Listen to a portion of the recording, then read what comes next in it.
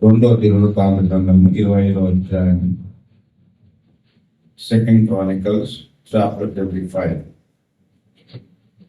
పాత నిబంధనలో ఉన్నది సెకండ్ క్రానికల్స్ 25వ అధ్యాయం నుంచి కొన్ని విషయాలు. అక్కడ ఒక రాజు ఉంటున్నాడు, యూదా రాజు. అతని యొక్క జీవితంలో ఏ విధంగా అతని జీవించాడో, అతని రాజ్యం ఏ విధంగా ఉండడం, దాంట్లో గురించి మనం ఏం నేర్చుకోగలుగుతామో విషయాలు క్లుప్తంగా మనం చూసుకుందాం. 25వ అధ్యాయం మొదటి నుంచి కొన్ని వచనాలు చదువుకుందాం. ఎవరైనా తల్లి సహాయం చేయండి. ఆ మధ్య ఏలను ఆరంభించినప్పుడు 25 ఏళ్ళ వారికి 29 సంవత్సరం యెరూషలేములో ఏలిన. అతని తల్లి యెరూషలేము కాపాడుస్తున్నాడు, ఆమె పేరు. అతడు యెహోవా దృష్టికి యథార్థంగా ప్రవర్తించను కానీ పూర్ణ హృదయంతో ఆయన అనుసరించదు. రాజ్యమును అతనికి తనకు స్థిరమైనప్పుడు అతడు రాజైన తన తండ్రిని చంపిన రాజదేవకుడిని చంపించాడు.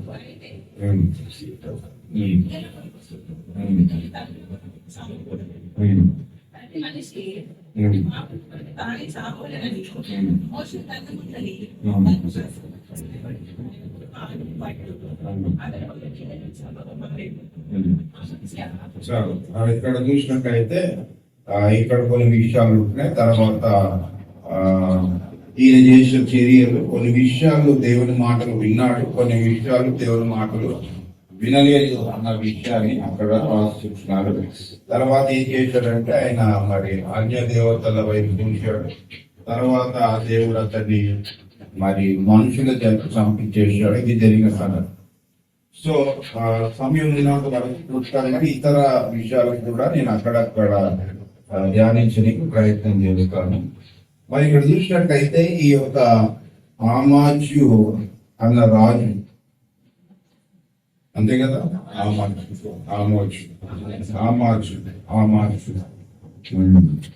ఆమాజు అంట. ఆయన రాజ్యం వెళ్ళినప్పుడు 25 years ఉన్నాడంట. 25 సంవత్సరాల వయస్సు ఉన్న ఇతడు 29 సంవత్సరాలు అక్కడ రాజుగా మరి ఏలినట్టుగా చూస్తున్నాం. అతని తల్లి పేరు ఇచ్చించున్నారు. తర్వాత చూసినట్లయితే 2వ వచనం చూసినట్లయితే ఇతని గురించి అక్కడ రాస్తున్నమాట. అతడు యెహోవా దృష్టికి యథార్థంగా ప్రవర్తించను కానీ అని రాసి ఉంటారు. ఈ కానీ ఎప్పుడు కూడా మనుషులని కూలీ చేసేస్తావు. అర్థమైనా? అనుకుంటానయ్యా కానీ, చేద్దాం అనుకుంటున్నాను కానీ, చూద్దాం అనుకుంటున్నాను కానీ, ఈ గాని ఎప్పుడు కూడా ఎప్పుడు కంటే డౌట్ అనమాట. కానీ అన్న మాట ఏంటి? డౌట్. ఓకే, కానీ పూర్ణ హృదయంతో ఆయనను అనుసరింపలేదు అని చెప్తున్నాడు. తర్వాత అతని రాజ్యం స్థిరపరచబడిన తర్వాత ఏం చేస్తుంటాడంటే, అతడు రాజైన తన తండ్రిని చంపిన రాజు సేవకులను చంపేశాడంట. ఓకేనా? తర్వాత ఇక వేరే విషయాలు రాసినాక మరి మోషే ధర్మశాస్త్రంలో ఒక మంచి మాట రాసింది ఏంటంటే, ప్రతి మనుష్యుడు తన పాపముల కొరకే తాను చావలని మోషే గ్రంథంలో ధర్మశాస్త్రం మందు రాయబడించినదన్న మాట అక్కడ చూస్తున్నాం. అప్పుడు ఏంటంటే వేరే వాళ్ళని చంపడం ఆపేశాడు అతడు అన్న విషయాన్ని చూస్తున్నాం. ఆ తర్వాత కొంచెం కిందకు వచ్చినట్లయితే ఇక్కడ ఏం చేస్తుంటాడంటే, ఈయన యుద్ధం చేయడానికి అనేసి ఆమోజు ఏం చేస్తుంటా 5వ వచనం అవుతాం. అక్కడ అమధ్య యూదా వారందరినీ కూడా సమకూర్చి యూదా దేశమందు బెన్యామీను దేశమందు అంతటాను వారి విగ్రహాలను ఇళ్లను బట్టి ఆ సహస్రాధిపతులను శతాధిపతులను నియమించాడు. అతడు 20 సంవత్సరాలు మొదలుకొని వారిని ఆ. ఎక్కింపగా ఆ. ఈతడు తాళ్ళను పట్టుకొని ఉమ్. ముక్కలు ఒదిగినట్టు ఉమ్. యోధులను ఆ. కనబడి ఇప్పుడు 20 సంవత్సరాల నుంచి మీద వయసు వారు ఎవరైతే యుద్ధం చేయగలుగుతారో వారందరినీ కూడా పోగు చేసినప్పుడు వాడు ఎంతమంది అయినట్ట 3 లక్షల మంది అయినారు. తర్వాత ఏం చేశాడు ఆయన? యూదా దేశపు రాజు ఆయన ఏం చేశాడు?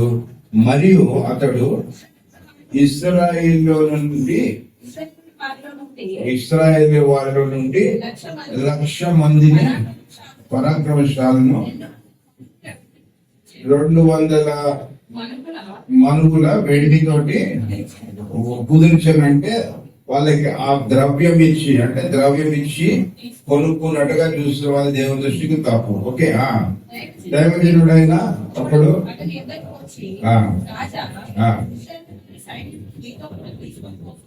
నీతో కూడా ఎవరినైతే ద్రవ్యం ఇచ్చి కొన్నాడో వాళ్ళని నీ బడి ఉద్యోగి తీసుకెళ్ళకనేసి ఒక దైవజనుడు వచ్చి చెబుతుంటున్నాడు.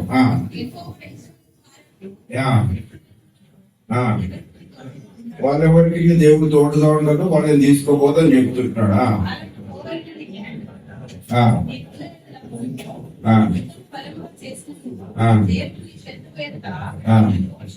నేను కూల్ చేస్తాడు దైవజనుడు చెప్తున్న మాట, అయ్యా నువ్వు ఇంత బలంగా యుద్ధం చేశా నేను కూల్ చేస్తాడు అని చెప్తాడా? ఇక్కడ మంచి మాట ఒకటి రాసిస్తున్నాను. దేవుడు ఏం చేస్తాడు? నిలబెట్టుటకును పడవేయలేను దేవుని వశమే కదా అని ప్రకటింపగా ఆమోజు మళ్ళా మాట వింటాడు. ఆమోజు ఏం చేస్తుంటున్నాడు? దైవజనుని చూచి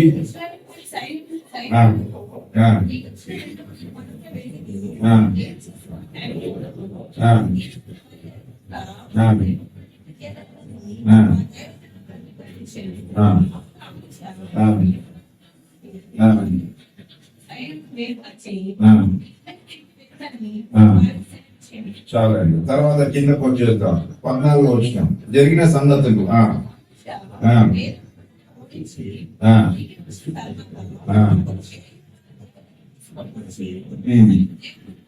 ఈయన ఎవరు? దేవుని బిడ్డ అయినాడు, దేవతను తీసుకొని వచ్చాడా?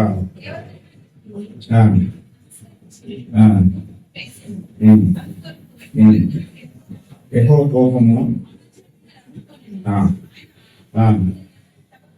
దేవుడు మళ్ళీ తప్పు చేస్తున్నందుకు దేవుని యొక్క వాక్యము దేవుని బిడ్డలు వస్తారనమాట.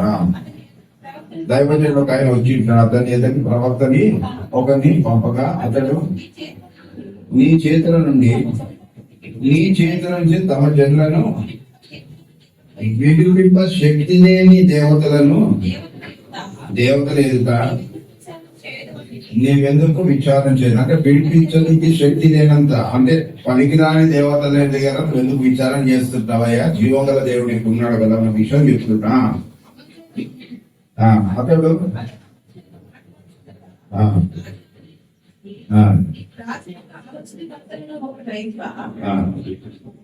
అంటే దైవజనుడు చెప్తున్న మాటని నిర్లక్ష్యం చేస్తున్నాడు. నిర్లక్ష్యం చేస్తూ నువ్వు రాజులలో నువ్వు ఏది అక్కడ అంటాడు కదా, నీవు రాజులకి అది ఆలోచన చెప్పే వాటిలో ఒకడవా అని చెప్తున్నాడు. తర్వాత అంటే నేను చంపలేనా, నువ్వు ఎందుకంట మాట్లాడుతున్నావు అనేసి అక్కడ యాదతోటి మా దేవుని బిడ్డతోటి ప్రవక్తతో చెప్తుంటాడా?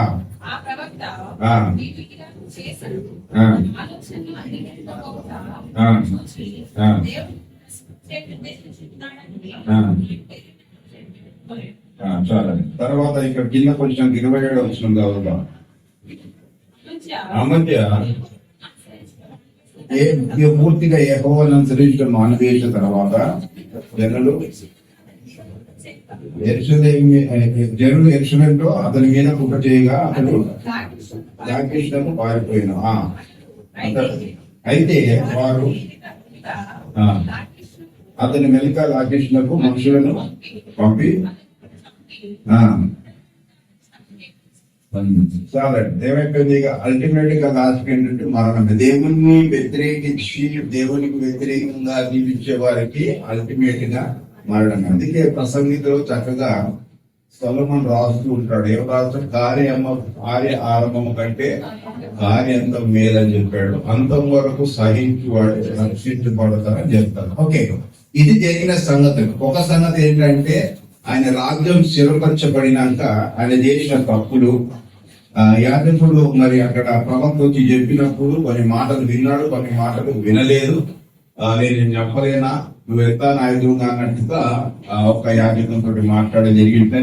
తర్వాత అల్టిమేట్గా లాస్ట్కి ఏమైనా ఆయన చేసిన తప్పులన్నిటి బట్టి దేవుడి కోపం అతని మీదకి వచ్చింది.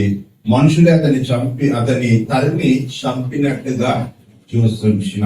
ఓకే, కాబట్టి ప్రేమ వల్ల ఈ యొక్క పాఠ్య భాగంలో మనము కొన్ని విషయాలు నేర్చుకున్నాం. ఇతడు 25 సంవత్సరాల వయసులో 29 సంవత్సరాలు మరి అతడు మరి రాజ్యం చేసినట్టుగా చూస్తున్నాం. తర్వాత ఇక్కడ చేసిన మెయిన్ పాయింట్ అంటే అతడు యెహోవా దృష్టికి యథార్థంగా ప్రవర్తించాడు. దేవుని దృష్టికి యథార్థంగానే కొంచెం భయపడుతూ, దేవుడు అన్న భయం ఉంటది, మందిరం అన్న భయం ఉంటది, దేవుని బిడ్డలు, దేవుని వాక్యము, ప్రార్థన, ఇలాంటి కొంచెం భయం ఉంటుంది. కొంచెం మట్టికే యథార్థంగానే ఉంటాడు దేవుని పట్ల.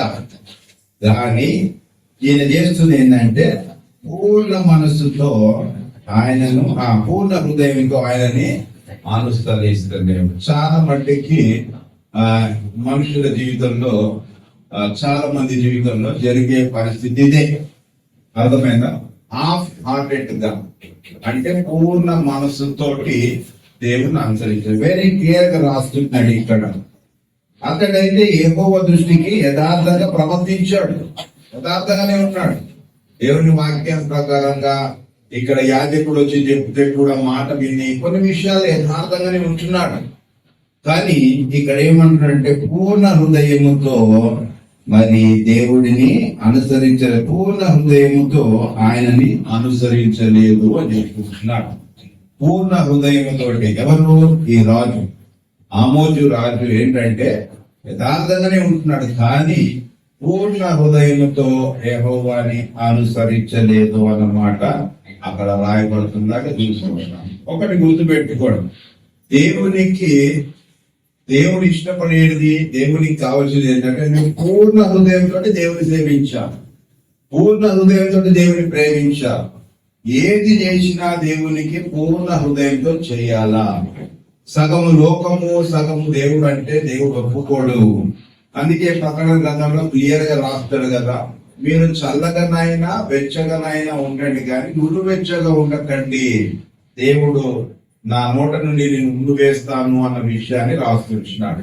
చాలా క్లియర్ గా ఉన్నది ఈ సబ్జెక్ట్ లో. మనం దేవుని నమ్ముకున్న మనం, యేసు ప్రభు యందు విశ్వాసం ఉంచిన మనం, పాప క్షమాపణ పొందిన మనం. అందుకే పోయినసారి వాక్యాలు చెప్పినప్పుడు పాపము ఒప్పుకొని పాపాన్ని విడిచిపెట్టిన నీవు తిరిగి పాపం ఎట్లా చేస్తావు అన్న మాట మనం చూశాం. కాబట్టి చాలా జాగ్రత్తగా ఉండాలి. నువ్వు పరిశుద్ధంగా జీవించడానికి పిలువబడించున్నావు, పాపాన్ని విడిచిపెట్టేశావు, పాపానికి నీకు సంబంధం లేదు. లోకాన్ని విడిచిపెట్టేశావు, లోకాశలకి నీకు సంబంధం లేదు. నేత్రాశలకి నీకు సంబంధం లేదు. జీవ కుటుంబానికి నీకు సంబంధం లేదు. అవన్నీ దేవునివి కాదు, అవన్నీ లోక సంబంధమైనవి. దేవుని సంబంధమైనవి ఆయన వాక్యము, ఆయన సహవాసము, ప్రార్థన, విశ్వాసము, నిత్య జీవిత నిరీక్షణ, ఇవి దేవునికి సంబంధించినవి. రక్షించబడుతున్నాము, యథార్థ హృదయంతో దేవుని వెంబడిస్తున్నాం. దాని పూర్ణ హృదయంతో మనము ఆయనని అనుసరిస్తలేము అన్న విషయాన్ని జ్ఞాపకం. ఇక్కడ ఈ రాజు కూడా ఏంటంటే చాలా విషయాలు కరెక్ట్ గానే ఉన్నాడు, కానీ పూర్ణ హృదయంతో దేవుడిని అనుసరి. అందుకే మత్తయి సువార్త 22వ అధ్యాయం 37వ వాక్యంలో యేసు ప్రభు చెప్తారు చూడండి, వెరీ సింపుల్ థింగ్ అని. ఏం చెప్తారంటే ఆయన ఆజ్ఞ ఇస్తుంటాడు. చదవండి, మత్తయి సువార్త 22వ అధ్యాయం 37వ వాక్యం. అందుకైన ఏమంటున్నాడు? యేసు ప్రభు అంటున్నాడు, అయ్యా what I need is full heart, మీ యొక్క పూర్ణ హృదయంతో అని చెప్తుంటున్నాడు. ఏమని చెప్తాడు? మీ పూర్ణ హృదయంతోను, మీ పూర్ణ ఆత్మతోను, మీ పూర్ణ మనసుతోను మీ దేవుడైన ప్రభుని సేవింపాలి. పూర్ణ ఆత్మతో, పూర్ణ హృదయంతో, పూర్ణ శక్తితో. దేవునికి కావాల్సిన సంపూర్ణ హార్టెడ్ గా. అర్థమైందా? 6 రోజులు ఒక లెక్క ఉండి ఒక రోజు ఒక లెక్క ఉండడం దేవునికి ఇష్టం కాదు. వీలైనప్పుడు దేవుని మందిరానికి రావడం, వీలు కానప్పుడు సోమరుగా ఇంట్లో పడుకోవడం దేవునికి ఇష్టం కాదు. ఆ అవకాశం ఉంటేనే దేవుడు అంటే నీ అవసరం ఉంటేనే దేవుని సన్నిధానికి రావడం, అవసరం తీరిపోతే దేవుని మర్చిపోవడం దేవునికి ఇష్టం ఉండదా? దేవునికి ఎప్పుడు ఒకటే నిలకడగా ఉండాలా, స్థిరంగా ఉండాలా, యథార్థంగా ఉండాలా, నమ్మకంగా ఉండాలా, దేవునితో సరిగ్గా ప్రతిరోజు నడుచుకోవాలా. ఇదే దేవుడు కోరుకుంటున్నాడు. పూర్ణ హృదయంతో దేవుని అనుసరించాలి. ఈ యొక్క రాజు ఉంటున్నాడు, దేవుని పట్ల యథార్థంగా ప్రవర్తిస్తున్నాడు, కానీ పూర్ణ హృదయంతో దేవుని అనుసరిస్తున్నాడు. అప్పుడే సోదర ఈ ఉదయకాల సమయంలో ప్రశ్న మనం చేసుకోవాలి. హోల్ హార్టెడ్ గా ఐఎమ్ సర్వింగ్ మై గాడ్. దేవుణ్ణి నేను పూర్ణ హృదయంతో వెంబడిస్తున్నానా? పూర్ణ హృదయంతో ఆయనను అనుసరిస్తున్నానా? లేదా నాకు అవసరమైనప్పుడు ప్రభువా, అవసరం లేనప్పుడు పడుకోవడం, అయ్యో దేవుని మందిరానికి కొంచెం ఏదో బాగలేనప్పుడు ఉరికి రావడం, లేనప్పుడు పేరంటాలకు వెళ్ళడం, అశ్రద్ధగా జీవించడం, దేవుణ్ణి విడిచిపెట్టి జీవించడం, అవసరం ఉంటేనే దేవుడా అన్నట్టు, అవసరం లేనప్పుడు దేవుడు ఎవరు అన్నట్టుగా, దుఃఖం వస్తేనే ప్రభువా, కష్టం వస్తేనే ప్రభువా, వ్యాధి వస్తేనే ప్రభువా, ఆర్థిక ఇబ్బందులు వస్తే ప్రభువా, అన్ని సమృద్ధిగా ఉంటే ప్రభు ఎవరు? అందుకే ఒక వాక్యం రాజు సామెత, అయ్యా నాకు ఎక్కువ పెట్టకు, నేను తినేసి ప్రభు ఎవరినో అంటానేమని. ఒకవేళ నాకు చాలా తక్కువ చేయకు, నేను దొంగలించి నేను మర్చిపోతానేమో కదా. కరెక్ట్ గా రాశాడు సౌరమన్ గారు. కాబట్టి ఎప్పుడు కూడా మనం ఏంటంటే కన్సిస్టెన్సీగా ఉండాలి. ఒకసారి దేవుడని అని బాగుంటే దేవుని మర్చిపోయి ఆ విధంగా జీవించు. ఇక్కడ నేను చేసేది అదే, చాలా విషయాల్లో యథార్థంగానే ప్రవర్తిస్తుంటాడు, కానీ పూర్ణ హృదయంతో ఆయనని అనుసరిస్తలేడు. పూర్ణ హృదయంతో ఆయన అనుసరిస్తలేడు. ఇదిగో ఇజ్రాయెల్ ప్రజలు ఆ యొక్క ఐగుప్తు దేశం నుంచి విడుదలైనాక కానానికి ప్రవేశిస్తున్నప్పుడు ఇజ్రాయెల్ ప్రజలెంబడి మరి యెహోషువ కాలేబు ఉంచున్నారు. మరి కాలేబు చక్కని మాటలు అతని గురించి రాసుకుంటున్నాడు, చక్కగా రాసుకుంటున్నాడు. చూసినట్టయితే మోషే తర్వాత యెహోషువ తర్వాత కాలేబు చాలా స్థిరంగా ఉన్నారు. అంతేకాకుండా దేవుని యొక్క వాక్యం చెప్తుంది, కానాన్లో ప్రవేశించిన వారు యెహోషువ కాలేబు అన్న మాట చెప్తుంది. 6 లక్షల కాల్వం ఎక్కడ పోయిందో తెలియదు. అర్థమైనా? దేవుణ్ణి ప్రజలు ఎంతగా విశ్వించారంటే, దేవుడు ఒక పలానా స్థలానికి వచ్చినప్పుడు వాళ్ళు యోర్దాను దాటాలని ఎప్పుడు దినం దేవుడు అన్నాడు కదా, మోషే నీ ప్రజల్ని తీసుకొని పో మోషే అన్నాడు. అదేంటి ప్రభు అట్లా మాట్లాడుతున్నావు? మేము రానయ్యా, నువ్వు ఈ ప్రజల్ని తీసుకొని పో అన్నాడు మోషేతో దేవుడు. లేదయ్యా, నువ్వు రాకుంటే మేము వెళ్దాము అని చెప్తాడు. ఎందుకు రావు నువ్వు అని చెప్తున్నాడు.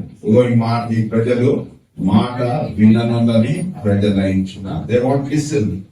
ఎన్ని అద్భుతాలు చూచారు. ఎర్ర సముద్రం పాయలుగా ఇంటినది, 6 నెలలు నడిచి పోయారు. వెనక తిరిగి చూసినప్పుడు శత్రు సైన్యము అందులో మునిగిపోయింది. కళ్ళారా చూశారు. దాహం బాగైంది ఎండలో నడుస్తుంటే. ఇన్ఫాక్ట్ ఎండ లేదు కానీ బాగా నడుస్తున్నప్పుడు దాహం బాగా అయితే దేవుడు ఏం చేశాడు? పంటని తీసి నీళ్ళు ఇచ్చాడు. ప్రవాహం లేక నీళ్ళు కొరినాయి, మంచిగా తాగారు. తర్వాత ఆకలి అవుతుందంటే ఆకాశం నుంచి దేవుడు మన్నాన్ని కురిపించాడు. పగలు మేఘస్తంభం, రాత్రి అగ్నిస్తంభం ఉన్నది, ఇక వెలుగు వాళ్ళకి. సో ఇలాంటి అద్భుతాలన్నీ కూడా చూశారు. చూసినాక చాలా సార్లు ఏంటంటే గునుక్కున్నారు. వాళ్ళు ఐగుప్తు నుంచి బయటకు వచ్చారు, ఎర్ర సముద్రం ఎదురుగా పడ్డది, గునుగుతుంటారు. మోషే, మాకు అక్కడ సమాధులు లేవనా, ఐగుప్తులో మమ్మల్ని ఇక్కడ తీసుకొని చంపుతున్నావు అన్నట్టు అన్నారు. అర్థమైందా? అంటే గునుకుడు. ఏం దేవుని నమ్ముకున్నామో ఈ దేవునితో మాకేం లాభం లేదు అంటే లాభం ఇస్తా అన్నాడా దేవుడు నీకు? చాలా మంది అంటే ఆలోచిస్తుంటారు, ఈ దేవుడు ఏదో లాభం ఇస్తాడు, ఈ దేవుడేమో డబ్బులు ఇస్తాడు, ఈ దేవుడేమో ఆరోగ్యం ఇస్తాడేమో అందుకే నమ్ముకున్నాం కదా అనుకుంటాడు. అది ఇచ్చేది ఇవ్వకపోయి తల పెట్టేసేడు. దేవుడు ఇచ్చేది ఇవ్వకపోయి తల పెట్టేసేడు. కానీ ప్రీమియం మాట్లాడరా చాలా మంది ఆ విధంగా అనుకుంటారు. అర్థమైనా బాగా ధనం వచ్చేస్తుంది, బాగా అది వచ్చేస్తుంది దేవుని నమ్ముకుంటే. ఇస్తారు దేవుడు తప్పకుండా, కానీ దాని మీదే ధ్యాస ఉంచకు. నువ్వు దేవుడు నమ్ముకుంది ఎందుకు? నువ్వు పాపక్షమాపణ ఇస్తాడు దేవుడు. మానవులందరూ పాపం చేశారు. పాపం నుంచి జీతం మరణం, నిత్య నరకం, అగ్నిగుండం, యుగ యుగములు కాలాలు, అగ్ని ఆలదు గొడుగు చావు. నీ పాపం పట్టించి నువ్వు అగ్నిగుండంలో కాలాలి.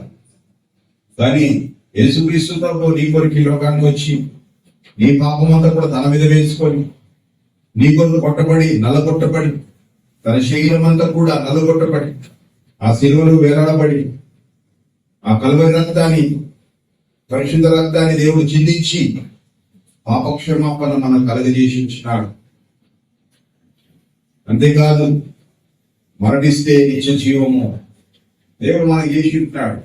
కాబట్టి యేసుప్రభుని నమ్ముకుంటే శ్రమలన్నీ వెళ్ళిపోతాయని, యేసుప్రభుని నమ్ముకుంటే బాగా పైసలు వచ్చేస్తాయని, యేసుప్రభుని నమ్ముకుంటే ఇంకేదో అనో నమ్ముకోకండి. ఎట్లా? ఒకటి గుర్తుపెట్టుకోండి, యేసుప్రభుని నమ్ముకుంటే నీకు పాపక్షమాపణ, యేసుప్రభుని నమ్ముకుంటే నీకు నిత్య జీవం, అసలైన జీవం అప్పుడు స్టార్ట్ అవుతుంది. నువ్వు ఎప్పుడైతే ఈ లోకంలో కన్ను మూస్తావో అసలైన జీవితం అప్పుడు స్టార్ట్ అవుతుంది. చాలా మందికి ఈ విషయం అవగాహన లేదు. కానీ యేసు ప్రభు దగ్గరికి వచ్చిన వారికి, వాక్యం విన్న వారికి ఇది అవగాహన ఉంటుంది. మన జీవితం ఈ లోకం మట్టుకే కాదు, మన జీవితము మనం మరణించిన తర్వాత దేవుడు పెట్టిన ఆ ఆత్మ ఆయన ఎందుకు వెళ్తుంది. ఎప్పుడు వెళ్తుంది? నువ్వు ఆయనని రక్షకుడిగా అంగీకరించి పాపక్షమాపణ పొంది ప్రభుని హృదయంలో చేర్చుకున్నప్పుడు నువ్వు పరలోక రాజ్యానికి వెళ్తావు. నువ్వు ఒకవేళ అటు ఇటు ఉన్నట్టయితే, పూర్ణ హృదయంతో నువ్వు దేవుని అనుసరించకపోయినట్లయితే కుదరదు. ఎందుకంటే యేసు ప్రభుని నమ్ముకున్నవారు, యేసు ప్రభు అందు విశ్వాసం ఇచ్చిన వారు, దైవ చిత్తానుసారమైన దుఃఖముతో పాపాన్ని ఒప్పుకున్నవారు ఎప్పుడు కూడా పూర్ణ మనసుతోనే దేవుని వెంబడిస్తారు. అది గుర్తుపెట్టుకోండి. నువ్వు పూర్ణ మనసుతో దేవుని వెంబడిస్తలేవు, హాఫ్ హార్టెడ్ గా దేవుని వెంబడిస్తున్నావు, అవసరమైనప్పుడే దేవుడు అనుకుంటావు అనుకో, నీ రక్షణ విషయం ఒక్కసారి నువ్వు కన్ఫర్మ్ చేసుకోవాలి. అర్థమైందా? నువ్వు రక్షించబడిన వ్యక్తి అయితే పూర్ణ హృదయంతోనే దేవుణ్ణి అనుసరిస్తావు. నువ్వు ఒకవేళ అప్పుడప్పుడు ధనం మీద నీకు కనుపోతుందేమో, ఉద్యోగం మీద నేను చూసినావా ఏ పొజిషన్ కనుపోతుందేమో, నీకున్న ఆస్తుల మీద కనుపోతుందేమో, నీకున్న బలం మీద కనుపోతుందేమో, ఎట్లాంటి పరిస్థితి నాకు తెలియదు. ప్రియమైన వారలారా, ఆ విధంగా హాఫ్ హార్టెడ్ గా సగము హృదయంతో దేవుణ్ణి అనుసరిస్తే దేవునికి ఇష్టం లేదు. ఇక్కడ ఆమోది జీవితం ఏమైపోయినది? అన్ని కూడా ఎదురు దెబ్బలు తగ్గి ఆఖరికి మరణమే. అర్థమైందా? నీ జీవితంలో పూర్ణ హృదయంతో దేవుని అనుసరించకపోయినట్లయితే నువ్వు అనుకుంటున్నావు నేను బాగానే ఉన్నానని. అర్థమైందా? తమ మటుకు తమ నీతి మంతులు అనుకుంటున్నారేమో, కానీ కుదరదా అవసరం. దేవుని వాక్యం చెప్తుంది క్లియర్ గా. అర్థమైనా? కాబట్టి ప్రియమైన వారలారా, యేసు ప్రభువుని నమ్ముకున్న మనము ఒకటి పాపక్షమాపణ కొరకు, రెండోది నిత్య జీవము యుగ యుగము ఆయనతోటి ఉండటంకే. ఈ లోకము తాత్కాలికమైనది, ఇందులో మనం ప్రయాణికులమే యాత్రికులమే. ఈ విషయాన్ని గుర్తుపెట్టుకోకుండా, ఈ విషయాన్ని గురించి ఆలోచించకుండా ఇష్టానుసారంగా జీవిస్తున్నవేమో. ప్రతి ఆదివారం వచ్చినప్పుడు దేవుడు నీకు దీన్ని గుర్తు చేస్తున్నాడు. అయ్యా, తాత్కాలికమైన జీవితము, అసలైన జీవితం పరలోకము. ఇక్కడ నువ్వు యాత్రికుడు, ప్రయాణికుడువే, యువర్ సిటిజన్షిప్ ఇస్ దేర్ అని గుర్తు చేస్తున్నాను. అయినా కానీ ప్రిపరేషన్ సరిగా లేదు. ఇక్కడ హృదయపూర్వకంగా దేవుని అనుసరిస్తలేదు. గుర్తుపెట్టుకోండి, నేనైనా మీరైనా వాక్యం అందరికీ అర్థమైన. ప్రార్థన చేయవలసిన సమయంలో ప్రార్థన చేస్తలేము, మందిరానికి రావాల్సిన సమయంలో మందిరానికి రావట్లేదు. ఈ మధ్యన మందిరం చాలా మందికి ఉంటే వస్తుంటున్నారు, నేను అనుకున్నాను ఆడోళ్ళ వైపు చాలా నీళ్ళు ఉంటుంది, మొగల వైపు లేదు ప్రభు అని ఇటువైపు నుంచి ప్రభు అని ప్రార్థన చేసి ఇటువైపు కాలు అవుతుంది. ఇప్పుడు ఇటువైపు కోసం ప్రార్థన చేయాలి. మరి చేర్లు నిండుగా ఉండే చేర్లు ఖాళీగా ఉంటాయి. మరి రావచ్చిన చేతులు ఎందుకు రావటం లేదు? ఎందుకు రావటం లేదు? స్థిరమైన మనసు ఉండాలి. నువ్వు పూర్ణ హృదయంతో దేవుని వెంబడించాలి. అర్థమైందా? ఎటు పోయినా ఏం చేసిన తల్లి సంఘాన్ని విడిచిపెట్టొద్దు. కొంతమంది ఒక వారం ఈడబోతారు, కొంత వారం పోతారు, ఈడబోతారు. అవన్నీ కుదరవు. దేవుడికి ఇష్టం లేదు. ఎందుకు తెలుసా? ఒకటే విత్తనాల గురించి చెప్పాడు. అర్థమైనా? విత్తనం ఒక చెట్టు వేస్తాం, మొలక వస్తుంది. వచ్చినాక ఆ చెట్టుని తీసి ఇక్కడ పెట్టి అక్కడ పెట్టి ఏం చేస్తారు? ఫలాలు పక్క పెట్టాడు, చచ్చిపోతుంది కదా. అర్థమైనా? తల్లి సంఘాన్ని విడిచిపెట్టుకోదు. అందుకే నేను చెప్పాను, నాకు కొంతమంది స్నేహితులు ఉంటున్నారు, వారికి ఆఫీస్ పనులు ఉంటే ఆయా దేశాలు ఆయా రాష్ట్రాలు తిరిగేవారు. ఏం చేస్తారంటే సోమవారం వెళ్ళిపోతారు, శనివారం సాయంకాలం లోపల వచ్చేస్తారు, మందిరంకి తప్పకుండా ఉంటారు. మళ్ళా వాళ్ళ పంటకి మళ్ళా సోమవారం వెళ్ళిపోతారు. అర్థమైంది? ఆదివారం నీ దినం కాదు. ఎన్నోసార్లు చెప్పారు, ఆదివారం పరిశుద్ధ దినం, దేవుడి దినం. కానీ బాధాకరమైన విషయం ఏంటంటే చాలా మందికి తెలియదు.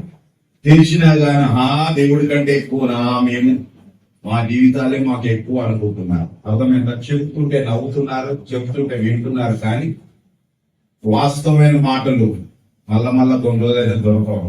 అలాంటి మాట అర్థమైనా? ఏదో ఒక రోజులో పట్టపడతావు. పట్టపడినప్పుడు అయ్యో ప్రభు క్షమించంటే ఏమవుతుంది? 11th hour you cannot win.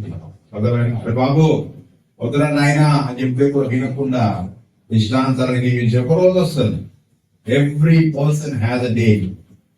ఆ రోజు వస్తుంది. ఆ రోజు నువ్వు పట్టపడతావు. ఆ రోజు మొత్తం బయటపడదు. అర్థమైనా? అప్పుడు నువ్వు నవ్వలేవు. పళ్ళు కోర్పుడే ఉంటది, దుఃఖమే ఉంటది, ఆయాసమే ఉంటది. ఇంకా నాకు వెళ్ళదు. కాబట్టి ప్రియమైన వాళ్ళ కాలేజీ గురించి చెప్తున్నాను. వారు కూడా చక్కగా వస్తున్నారు. 6 లక్షల మంది గాయం. యోగస్లో కాలేజ్ మాత్రమే ఖానాలకు ప్రవేశించారు. కాలేజ్ గురించి చెప్తాడు, అనేక విషయాలు చెప్తాడు. కొన్ని విషయాలు మాత్రము ఒక విషయం మాత్రం నేను మీకు జ్ఞాపకం చేస్తాను. యెహోషువ గ్రంథం 14వ అధ్యాయం. యెహోషువ గ్రంథం 14 6వ వచనం నుంచి మొత్తం అతని గురించి రాసి ఉంటున్నది. తర్వాత సంఖ్యాకాండంలో కూడా అతని గురించి రాసి ఉంటది. నిర్గమ కాండంలో కూడా అతని గురించి రాసి ఉంటున్నది. ఇక్కడ ఒక మంచి మాట ఏంటంటే మనకి సందర్భించిన మాట 8వ వచనం చదవండి. యెహోషువ గ్రంథం 14వ అధ్యాయము 8వ వాక్యము. నాతో కూడా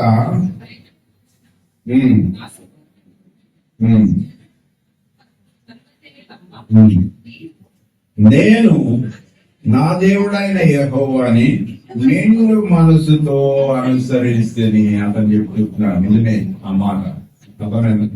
నా దేవుని ఎట్లా అనుసరించాడుట? నేను నా దేవుడినైన యెహోవాని నిండు మనసుతో అనుసరించి తిని అని చెప్పి. అంటే నిండు మనసు అంటే ఇంకో మాటలు అర్థం ఏంటంటే పూర్ణ హృదయంతో ఆయనని చెప్పమ్మా. అంతేనా? ఇక్కడ ఏమన్నాడు? అంతే కదా? ఏమన్నా డౌటా? నేను చెప్పిన దాంట్లో ఏమన్నా రోగం చెప్పాను. మరి నవ్వుతే నాకు అర్థం కాదు, అయ్యో అనుకుని ఏంటి అన్నట్టుగా నాకు అనిపిస్తుంది. ఓకేనా? వాక్యం చెప్తాడు సీరియస్ గా నవ్వుతుంది. ఓకే, ఇక్కడ ఏమంటున్నాడు? ఆయన ఏమంటున్నాడు? ఇక్కడ అనుసరించాడు. ఇక్కడ ఏమంటున్నాడు? ఈయన మన ఆమోషు కూడా ఏంటంటే పూర్ణ హృదయంతో ఆయనను అనుసరించలేదు. ఈయన ఏం చేస్తున్నాడు? అనుసరిస్తున్నాడు. నిండు మనసుతో అనుసరిస్తుంది. అర్థమైంది? కాబట్టి మనకు కావాల్సినది పూర్ణ హృదయంతో దేవుని అనుసరించాలని చెప్తున్నా. నిండు మనసుతో దేవుని అనుసరించాలని చెప్తున్నా. దేవునికి మనకి మంచి సంబంధం కలిగి ఉండాలని చెప్తున్నా. అంటపడ్డ జీవితం ఉండాలి. అందుకే యోహాను 15 ఏం రాస్తుంటాడు? నేను ద్రాక్షవల్లిని, మీరు నా తీగలేయించున్నారు. ఎవరో నాలో అంటపడి ఉంటారు, వారు బహుగా ఫలిస్తారు. అంతే, దేవుడితో అంటపడి జీవించాలి. మళ్ళా ప్రశ్న, వాక్యం చదివారా? కొద్దిగా లేచి దేవుని నామానికి స్తోత్రం కలుగుతుంది. ప్రార్థన చేశారా? కొద్దిగా లేచి దేవుడు నా ఎంషోస్ ఎవరు చేయలేదు కదా. ఎగ్జామ్ ఉన్నప్పుడు చదివారా 5 గంటలు లేచి? రాత్రి 11 గంటల దాకా చదివారా? చదువుతారు. అమ్మా పాప, ఆ పాప మీకు వస్తుందా? చదివారా? ఏందో చదివినా గురించి ఎక్కడే ఉంటుంది. అడగాలి చదువుతాం కొంతమంది. మేము చదవకూడనే పాస్ అయినాం కదా. కాబట్టి ఇదే నేను చెప్తున్నాను. మరి ఎందుకు బైబిల్ చదవలేకపోతున్నారు? ఎందుకు ప్రార్థన చేయలేకపోతున్నారు? కొద్దిగా లేచి 2-3 వారాల క్రితమే చెప్పాను ప్రార్థన ఎప్పుడు చేయాలని. నేను లేచి ప్రార్థన చేయాలని చెప్పాను. లాస్ట్ వీక్ కాకుండా బిఫోర్ లాస్ట్ వీక్ ప్రశ్న కూడా వేశాను. అయ్యా, బైబిల్ చదివిన వారు ఎంతమంది, ప్రార్థన చేసిన వారు ఎంతమంది? మీరు ఎందుకు బైబిల్ చదవలేకపోతున్నారు? ఎందుకు ప్రార్థన చేయలేకపోతున్నారు? ఎందుకు పూర్ణ మనసుతో, నిండు మనసుతో దేవుడైన యెహోవాని అనుసరించలేకపోతున్నారు? మీ ప్రాబ్లం ఏంటి? బైబిల్ చదవకపోవడానికి గల కారణం ఏంటి చెప్పండి. మీరు ఎక్స్ప్లెయిన్ చేయండి. జబర్దస్తులు చెప్పండి. బైబిల్ ఎందుకు చదవలేదు చెప్పండి కారణం. మీరు కూడా చెప్పండి. బైబిల్ చదివారా? కొద్దిగా వాడిని చూస్తూ బైబిల్ చదివారా?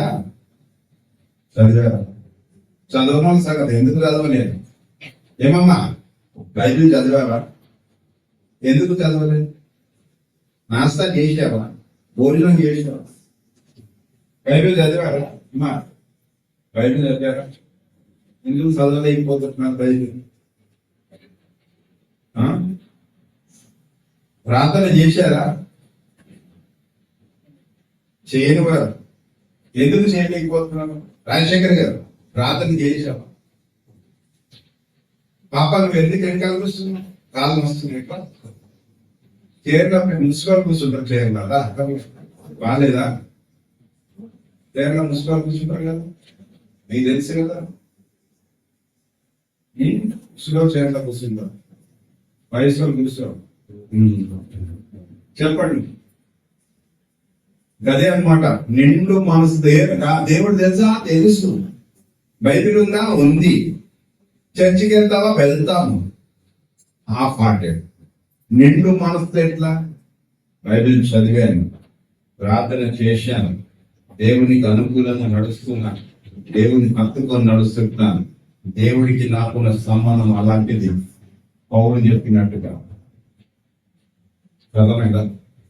శిష్యులకు దేవునితో ఉన్న సంబంధం అర్థమైంది. అట్లా ఉండాలని చెప్తున్నాడు దేవుడు. మరి మనం ఏదో వస్తున్నాం, పోతున్నాం, కూర్చుంటున్నాం, భోజనం చేస్తున్నాం, వెళ్ళిపోతున్నాం. కొంతమంది భోజనం చేయకుండా కూడా పోతాం మరి కదా. అయినా కానీ ఏదో వస్తున్నాం, పోతున్నాం కాదు కదా. మరి గుడికి నేర్చుకోవాలా, దాని ప్రకారం జీవించాలి కదా. దాని ప్రకారం జీవించకపోతాం. ప్రతి వారం అడుగుతున్నా నేను. సరే, నెక్స్ట్ వీక్ కూడా అడుగుతా నేను సేమ్ ప్రశ్న. ఏం ప్రశ్న? ఏం ప్రశ్న? ఏం ప్రశ్న? నెక్స్ట్ వీక్ ఏం అడుగుతా నేను? బైబిల్ చదివావా అని అడుగుతాం, ప్రార్థన చేసావా అని అడుగుతాం. ఏం చెప్తావు అప్పుడు? చదివాను అనుకూలం చెప్పాలి, ప్రార్థన చేసామని చెప్తాం. సరేనా? అని చెప్పినాం అనుకో, అర్థమైందా? ఒకటే రోజు కాదు, ఆదివారం కాదు, వారం అంతా చదివారా అని అడుగుతాను నేను. సోమవారం చదివారా, మంగళవారం చదివారా, బుధవారం చదివారా, బేస్తవారం చదివారా, శుక్రవారం చదివారా, శనివారం చదివారా? అరే పడుకోలే. అర్థమైందా? ఎన్ని డేస్? 6 days, 7 days, సండే చదివారని అడుగుతారు, ప్రార్థన చేశారని అడుగుతారు. సరేనా? అయ్యా, అందరినీ, చిన్నోళ్ళే కాదు పెద్దోళ్ళే, అందరు కూడా. ఎందుకంటే అందరు చేస్తలేదు కదా, అదే బాధకాలంలో. మందిరానికి వచ్చినాక, క్రైస్తవుడిగా నువ్వు జీవిస్తున్నాక బైబిల్ చదువుకోవడం ఏంటి, ప్రార్థన చేయకపోవడం ఏంటి? మందిరానికి రాలేమంటే సరేలే ఏదో అనుకుంటాను, కానీ అది కూడా కుదరదు. బైబిల్ చదువుకోవడం, ప్రార్థన అదే కదా బేస్. కాబట్టి బైబిల్ చదవండి, ప్రార్థన చేయండి. ఓకే, నిండు మనసుతో దేవుణ్ణి అనుసరించాలి. పూర్ణ హృదయంతో దేవుని అనుసరించాలి. ఇక్కడ ఈ రాజు చేసిన పొరపాటు ఏంటంటే ఆయన యెహోవా దృష్టికి యథార్థంగానే ప్రవర్తించాడు, కానీ నిండు మనసుతో ఆయనని అనుసరించాడు. హాఫ్ హార్టెడ్ అన్నమాట. దాని అర్థం ఏంటంటే సగం సగము. నాకు సుఖము కావాలా, దేవుడు కావాలా, నాకు తిండి కావాలా, నాకు దేవుడు కావాలా, నాకు లోకం కావాలా, నాకు దేవుడు కావాలా, నాకు డబ్బులు కావాలా, దేవుడు కావాలా, నాకు కావాలా, దేవుడు కావాలా, నాకు బలము కావాలా, దేవుడు కావాలా కదా. ఇట్లా సగం సగం కాదు, అది దేవుడు ఇస్తాడు. దేవుడు ఏమన్నాడు? నా నీతిని నా రాజ్యాన్ని వెలుగు సమస్తము సమకూరుస్తాడు. ఇది అర్థం కాలేదా? అంటే వాక్యం చదువు, ప్రార్థన చేయి, తప్పకుండా అన్ని ఇచ్చేస్తానని చెప్పుకుంటే, పరిశుద్ధంగా జీవించు ఇచ్చేస్తాను, అనుకూలంగా జీవించు ఇచ్చేస్తాను, పూర్ణ హృదయంతో నన్ను సేవించు ఇచ్చేస్తాను. అర్థమైంది? దానికోసం కష్టపడదు. మనం రివర్స్ పోతుంటాం. మనం కష్టపడుకొని సమయం ఉంటే గుడికి వస్తాం, లేకుంటే రాము. అర్థమైంది? కాబట్టి ఈ మాటలు చాలా చిన్నగా అనిపిస్తాయి, కానీ చాలా వెయిట్ ఇచ్చేది. ఏంటన్నమాట? నా నీతిని నా రాజ్యాన్ని వెతుకన్నాడు దేవుడు. సమస్తం సమకూరుస్తాడు. తప్ప ఏమన్నా ఉంది అంటే మొత్తంగా సోమవారిగా వండుకొని, చదవకుండా వండుకొని, ఉద్యోగం చేయకుండా నన్ను ఇస్తాను కదా, అట్లా కాదు. ఫస్ట్ ప్రయారిటీ దేవునికి, ఫస్ట్ విలువ దేవునికి, ఫస్ట్ టైం దేవునికి. అప్పుడు దేవుడు అన్ని నీకు ఆటోమేటిక్ ఇస్తాడు. అర్థమైందా? అలాంటి అనుభవం ఉన్నదా? ప్రాక్టీస్ చేసుకోవట్లా. నా జీవితంలో అలాంటి అనుభవం ఉన్నదా? ఏదైనా చిన్న విషయానికి ప్రార్థన చేసుకుంటా. అతి కష్టంగా మా అమ్మని నిన్న హాస్పిటల్ తీసుకోవాల్సి వచ్చింది. ఆమె మొత్తం 10 రోజుల నుంచి నేను రాను, నాకు ఆధార్ వంట కిడ్నీ ఉంటుంది, చూడండి నాయన అనుకో. బీపీ మిషన్ నేనే చూస్తే 74/54 ఉంది. 74/54 అంటే అది మన ఏం పేరమ్మ, ఆమెకే తెలుసు, ఝాన్సీకే తెలుసు, వేరే వాళ్ళకి తెలుసు. 74/54 అంటే ఏం బీపీ? అది low BP, total low BP. అర్థమైందా? బీపీ ఎంత ఉండాలి నార్మల్ గా మనిషికి? చెప్పండి మీరు, ఎవరొస్తుంది గట్టి చెప్పండి. 120/80 ఉండాలి. లోక సంబంధంగా, శరీర సంబంధంగా, ఆరోగ్య సంబంధంగా మనకు అవగాహన ఉండాలి. అర్థమైందా? 120/80 ఉండాలి. మా అమ్మకి 76/54 ఉన్నది. రోజు అట్నే ఉంటుంది ఆమె. ఇక నిన్న తీసుకోవాలి డాక్టర్ దగ్గరికి. ఒక్కొక్క విషయంలో ప్రార్థన చేస్తాం, ప్రభువా ఆమె శక్తి దయచేయి, మళ్ళీ లాస్ట్ మూమెంట్ కి అనుకూల సహాయం చేయి. నాకు నిన్న బాగా లేకుండా అయినా కానీ ఆయన తీసుకొని కారు ఎక్కడ ప్రభు లేదు, ప్రాతకారు కదా ప్రభు అనేది. అక్కడ పోయినాక డాక్టర్ దగ్గర వాడు వెళ్ళిపోతుంది, ఆయన లేట్గా వెళ్ళిపోతుంది, వెళ్ళిపోదు ప్రభు, వాడు ఉండాలి, ఎట్టైనా చూడాలి ప్రభు అంటున్నాడు. ఆడ పోయినాక ఏమైపోయింది, వాడు లేటుగా వచ్చిండు. ఇంతమంది పేషెంట్లు, మా అమ్మ సాధ రావట్లేదు, పోదామంటారు. ప్రభువా ఈడు దాకా వచ్చిన ఈమె కొంచెం బలం ఇది. ప్రతి విషయంలో ప్రభువా ప్రభువా ప్రభువా ప్రభువా ప్రభువా. ఎందుకు ఇట్లా అంటున్నా? కూర్చోవి కమ్మునా అది ఇదేమంటున్నా. మన ఆధారం ఎవరు? అర్థమైందా? మన ఆధారం ఆయనే పెట్టుకున్నాం కదా, మన ఆధారం అదే. అవునా కదా? మీరందరూ ఆధారపడే దేవుడి మీదే కదా, తప్పకుండా. మరి దేవుడి మీద ఆధారపడినప్పుడు వాక్యం చదవాలి కదా. దేవుడి మీద ఆధారపడుతున్నప్పుడు ప్రభు నాకు దయచేయండి, పక్క దేవుడే దయచేయాలి కదా నాకు అన్నట్టుగా అట్లున్నప్పుడు ప్రార్థన చేయాలి కదా మనం కదా. ఈ ప్రార్థన వద్దు మనకి, ఈ వాక్యం వద్దు మనకి, ఈ మందిరం వద్దు మనకి, సహవాసం వద్దు మనకి. కానీ అల్టిమేట్ గా బాగలేదు ప్రభు ప్రభు అయ్యా అమ్మాయి ప్రార్థన చేయండి అంటే అవుతుందా? క్రమంగా జీవించు, క్రమముగా జీవించు, పూర్ణ హృదయంతో ఆయన అనుసరించు, నిండు మనసు అనుసరించు. నీ కార్యములను చేసి పెట్టేస్తాను, నీ కార్యములు సఫలపరుస్తా అని చెప్పాడు. అర్థం మన ప్రాక్టికల్ లైఫ్ కావాలని చెప్తాను నేను. ప్రాక్టికల్ లైఫ్ కావాలి మనకి. అవసరం వచ్చినప్పుడు నాకు చెయ్యి చెయ్యి చెయ్యి అంటే తప్పకుండా చేస్తాడు.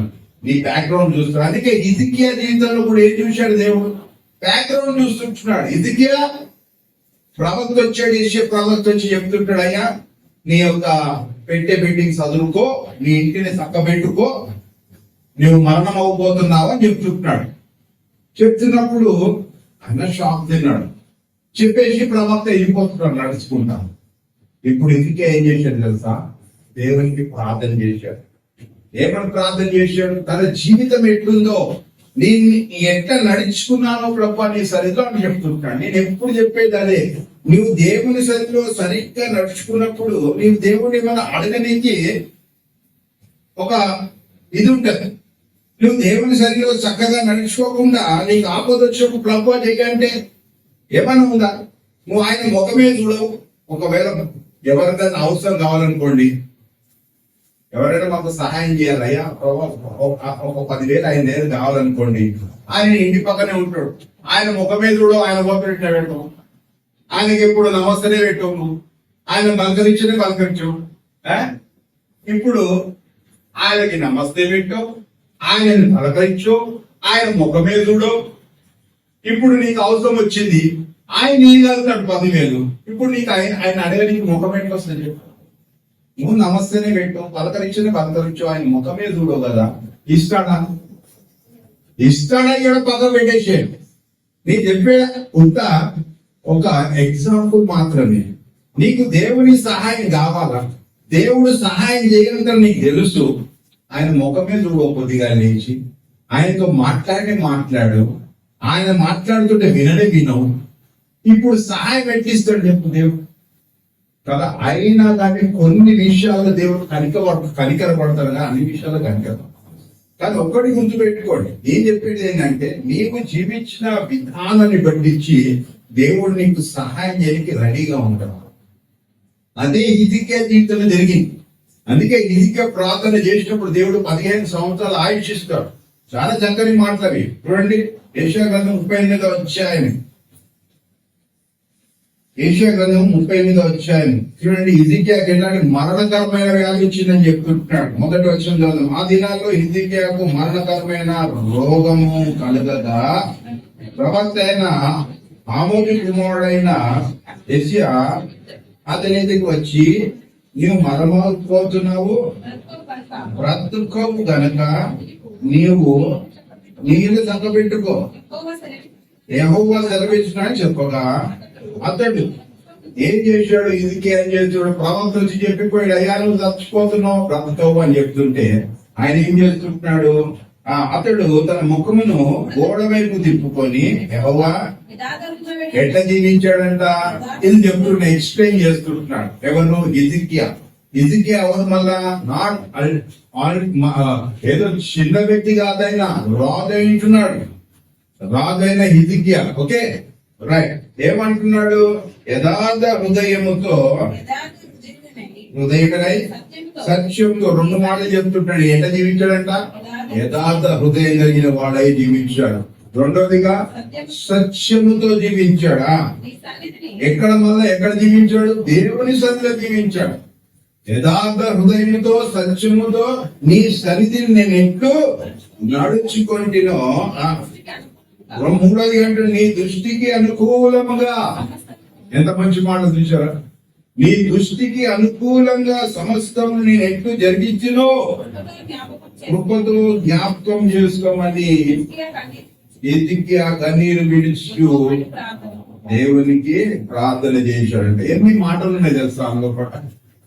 ఆయన జీవిత విధానాన్ని ఆయనలే చెప్తాడు, ప్రభువా నేను ఇట్లా జీవించాను. నువ్వు చెప్పగలుగుతావు అది?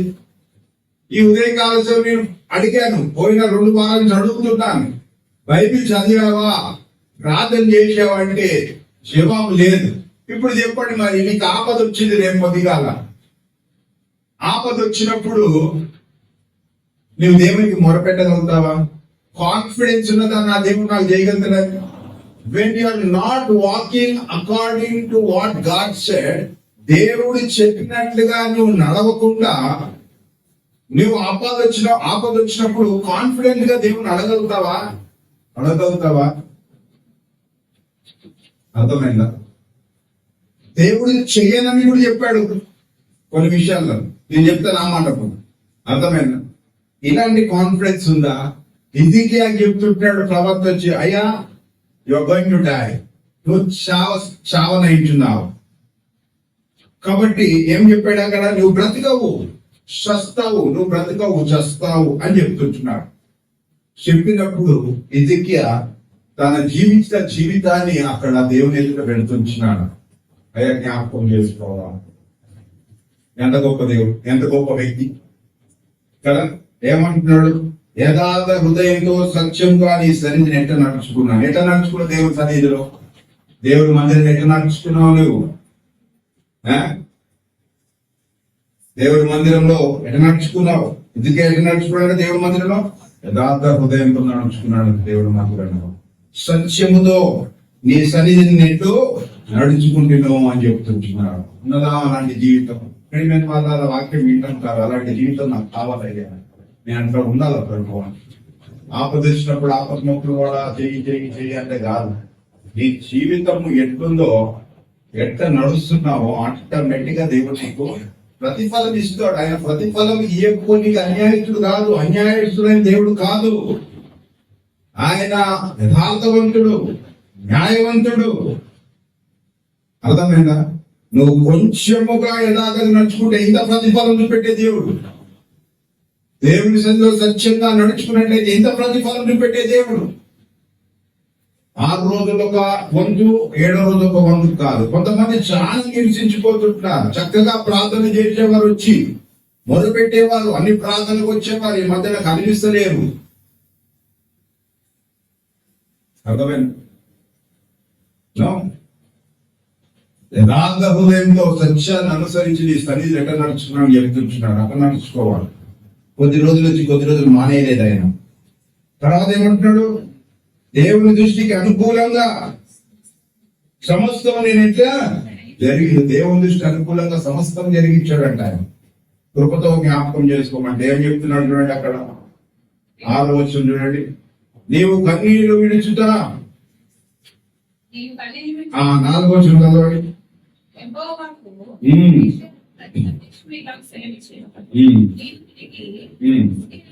నీవు తిరిగి హిజ్కియా ప్రవర్తన చెప్తుంటాడు. ప్రవర్తన నడుచుకుని వెళ్ళిపోతుంటే ప్రవర్తన చెప్తుంటున్నాడు. నువ్వు తిరిగి హిజ్కియా పొమ్ము, పోయి అతనితో ఇట్టాము,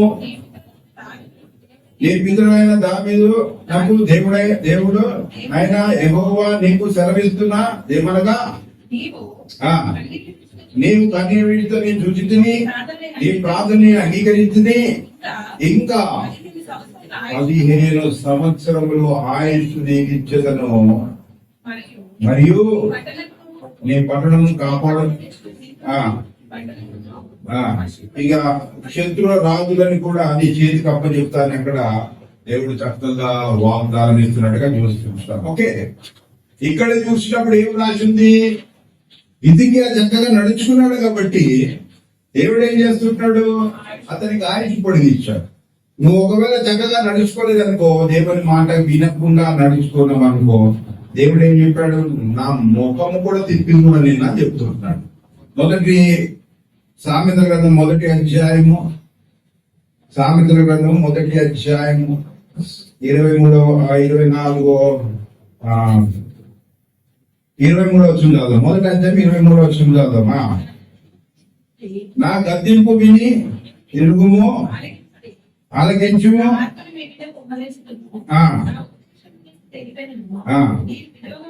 చూడండి, ఇక్కడ అంటాడు కదా, పిలవగా వినకపోతే అంటే అర్థం ఏంటి? దేవుని పక్షంగా దైవజను నిలబెట్టి వాక్యం చెప్తుండగా పిలవగా మీరు వినకపోతారంటే చెప్పిన మాట వింటలేరు. అయ్యా వాక్యం చదువుకోండి, అయ్యా ప్రార్థన చేసుకోండి అంటే చెప్పిన మాట వింటలేరు. అర్థమైందా? సత్యముతో యథార్థంగా దేవుని సన్నిధిలో నడుచుకోవట్లేరు. కాబట్టి ఇవన్నీ బోధించబడుతున్నాయి మందిరంలో. బోధించబడుతున్నప్పుడు నువ్వు వాటిని విని వాటి ప్రకారం నడుచుకోవాలి. హిజ్కియా నడుచుకుంటే దేవుని ఆశీర్వాదం. ఒకవేళ నడుచుకోలేదంటే ఇక దేవుని వాక్యం అంటుంది, నేను పిలవగా మీరు వినకపోతే, నా చెయ్యి చాపగా మీరు లక్ష్య పెట్టకపోతే, నేను చెప్పిన బోధ దేవుడు డైరెక్ట్ గా చెప్పాడు. తన ప్రతి చిన్ని పెట్టుకుని బోధ చెప్పుకుంటాడు. అంటే దైవదాసుడు చెప్తున్న బోధ. నేను చెప్పిన బోధ ఏది మీరు వినక త్రోసివేసి నేను గద్దింపు చెప్తున్నాను. భద్రా యథార్థ హృదయంతో ఆయనని వెంబడించాలా, ఆయన అనుసరించాలా అని చెప్తున్న గద్దింపింది. పూర్ణ హృదయంతో నీ దేవుని ఏం చేయాలా, నీ దేవుని అనుసరించాలా, నిండు మనసు అనుసరించాలా, గద్దింపింది. అందుకే అంటే నేను గద్దింపుగా లోపడకపోతే అందరం చెప్తూనే ఉంటాడు అనుకుని వెళ్ళిపోయిన అనుకో, నేను చెప్పే మాటలు కాదు ఇది, దేవుడు చెప్తున్న మాటలు. ఆయనకి ఏం పని ఆయన చెప్తూనే ఉంటాడు అనుకున్నాం అనుకో, దేవుడు చెప్పే మాట ఇది. గడప దాటి అట్నే వెళ్ళిపోయినావు అనుకో, దేవుడు చెప్పే మాట ఇది. నేను గద్దింపగా లోపడకపోతే కాబట్టి మీకు అపాయం ఏమన్నా అపాయం కలుగు. ఇంకా ఆయనకి ఏమొచ్చింది, అపాయమే కలుగొచ్చింది. ఏం అపాయం వచ్చింది, సస్తావు బాబు నువ్వు అని చెప్పాడు. గోయింగ్ టు డై, నువ్వు సస్తావు అని చెప్పాడు. అపాయమే కదా అల్టిమేట్ గా మనకు అపాయం అంటే ఏది, సాపే కదా. ఏమంటాడు ఇక్కడ, నీకు అపాయము కలిగినప్పుడు ఎంత భయంకరం, సహాయం చేస్తానంటే లేడు. అపాయం కలిగినప్పుడు దేవుడు ఏమంటున్నాడు, ఎట్లుండదు ఆ పరిస్థితి. హాస్పిటల్లో ఎమర్జెన్సీ ఐసీయూ వార్డులో ఉన్నాడు, నో హోప్స్ అని డాక్టర్ చెప్పాడు అనుకో, ప్రభువా అంటే ఏమైతుంది. ఒక ఆయన ఉన్నాడు, ఆయన మొత్తం తాగుడు, రోజు సాయంత్రం తాగాల, సిగరెట్. ఒక రోజు పడినాక ఐసీయూలో పెట్టినాక నాకు ఫోన్ వచ్చింది. నేను కొంచెం దేవుడి బిడ్డని కదా, కొంతమంది దేవుడి బిడ్డ పాస్తని కదా, అయ్యా ప్రార్థన చేయండి అంటే ఇక నా మనసులో ఎట్లుంటే చెప్పండి, మీరు చెప్పండి. నేను ఆయనకు అనేక సార్లు చెప్పిన, బాబు తాగుడు మాట లాస్ట్ ఈ 31 డిసెంబర్ లాస్ట్ ఏంటి లాస్ట్ అర్థమవుతుందని ప్రశ్న వేసినాను. ఏంటి లాస్ట్, తాగుడు లాస్ట్. ఏ లాస్ట్ 31 నైట్ కాదు, ఫస్ట్ నుంచి లేదు అన్నాడు. సిగరెట్ అంటే అది కూడా బంద్, సిగరెట్ బంద్, తాగుడు కూడా బంద్. 31 కూడా ఎన్ని 31 పోయినాయో అర్థమైనా. ఎన్నిసార్లు చెప్పినా లంగ్స్ పాడైపోతాయి, సిగరెట్ తాగకండి, లివర్ పాడైపోతుంది, మీరు ఎంత బుద్ధిహీనులు, దాని మీదే రాసింది కదా అని అమ్మట కూడా చెప్పిన. ఒకరోజు పడ్డాడంట, హాస్పిటల్ పోయిండు, ఐసీయూలో పెట్టిండు, బతకడంట, నో హోప్స్ అని చెప్పారు. మల్టిపుల్ ప్రాబ్లమ్స్ ఉన్నాయి, లంగ్స్ పాడైపోయినాయి, లివర్ పాడైపోయినాయి, కిడ్నీ పాడైపోయినాయి, అన్ని పాడైపోయినాయి. ప్రార్థన చేయని నాకు చెప్తారు. ఇప్పుడు చెప్పండి, నా మనసులో ఏం రియాక్షన్ ఉండదు, మీరు చెప్పండి. మీకు అర్థం కాలేదు ప్రశ్న. ఆయనకి ఎన్నోసార్లు చెప్పిన, బాబు సిగరెట్ మానేరా నాయన, తాగు మానేరా, రోజు కలిసినప్పుడు మానేరా చెప్పుకుంటాం. ఇప్పుడు ఆయన మానలేదు. ఆయన పోయి హాస్పిటల్ ఉన్నాడు, హాస్పిటల్లో పడ్డాడు. పడ్డాకే వాళ్ళు నాకు ఫోన్ చేసి చెప్తుంటారు, అయ్యా ప్రార్థన చేయి. ఏం ప్రార్థన చేయాలి నేను, ఏమని ప్రార్థన చేయాలి నేను చెప్పండి. ఇప్పుడు మన విషయంలో కూడా దేవుడు అనుకుంటాడు ఇట్లా, పాత్రలు కానీ పెట్టాను ఇక్కడ, రోజు ప్రార్థన చేసుకోండి అయ్యా, వాక్యం చేసి చదువుకోండి అయ్యా, వాక్యాంతరంగా జీవించండి అయ్యా, రోజు చెప్తాను మనం ప్రతి వారం. ఇక మధ్యలో మీటింగ్ కూడా చెప్తాడు, నువ్వు చేస్తలేవు. చేయకుండా ఒకరోజు అపాయం వచ్చేస్తుంది. అపాయం వచ్చినాక దేవుడు ఏమనుకుంటాడు, అప్పుడు సహాయం చేయాలనుకుంటాడా లేదనుకుంటాడా? మీకు అర్థమైందా? కొన్ని అర్థమైతే తలదొచ్చండి, నాకు ప్రశ్న చెప్పడం అవసరం, నాకు ఆన్సర్ తెలియదు. అర్థమైంది కదా? నీవు దేవునికి వ్యతిరేకంగా జీవిస్తూ నీకు అపాయం వచ్చినప్పుడు ప్రభు అంటే దేవుడు ఏమనుకోవాలి? ఇక్కడ క్లియర్ చెప్తుంటాడు, అదే మాట చెప్తుంటాడు. ఏమని చెప్తుంటాడు ఇక్కడ? కాబట్టి మీకు అపాయము కలిగినప్పుడు నేను నవ్వేదాన్ని అంటే అర్థం ఏంటి?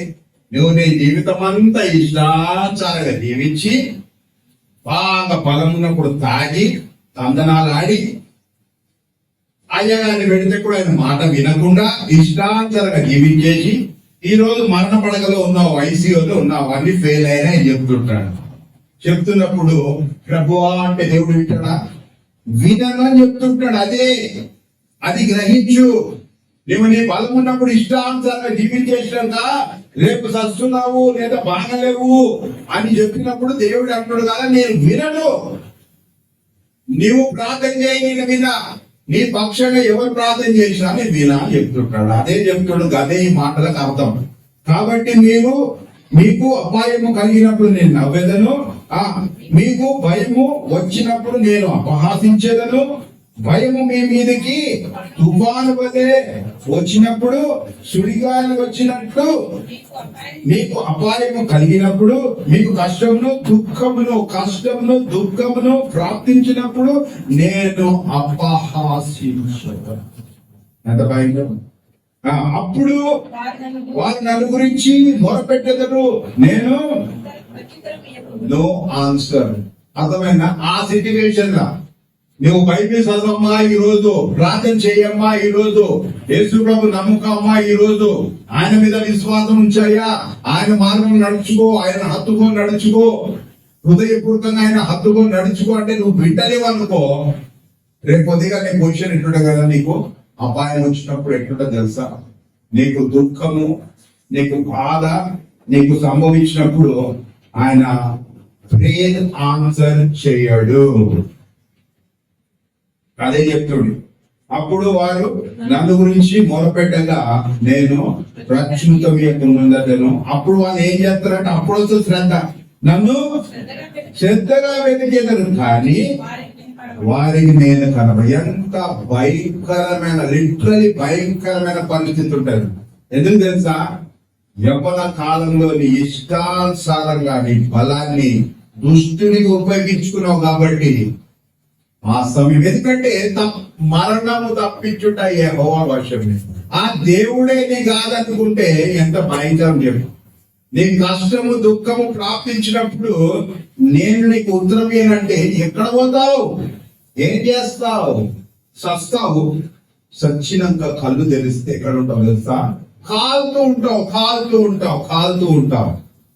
ఇది ఏదో నేను భయపెట్టాలని చెప్తున్నాను కానీ వాస్తవము. ధనవంతుడు కూడా ఇష్టానుసారంగా జీవించి బాగా పైసలు ఉంటే ఉదాహరణ బట్టలు వేసుకొని కంఫర్టబుల్ లైఫ్ జీవించాడు.